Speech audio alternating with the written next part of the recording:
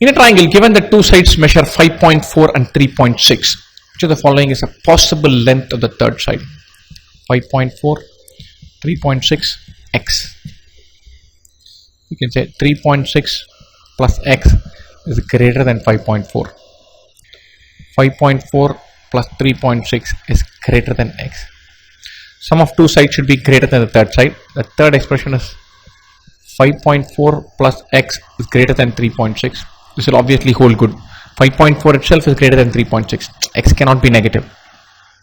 So what this tells us is x is greater than 5.4 minus 3.6 or 1.8, or 5.4 plus 3.6 is 9 greater than x, or x should lie between 1.8 and 9, which could be 1.8, or could it be, no, it cannot be 1.8, it cannot be 1.7, it can be 1.9, it cannot be 1.6, so 1.9 centimeters works.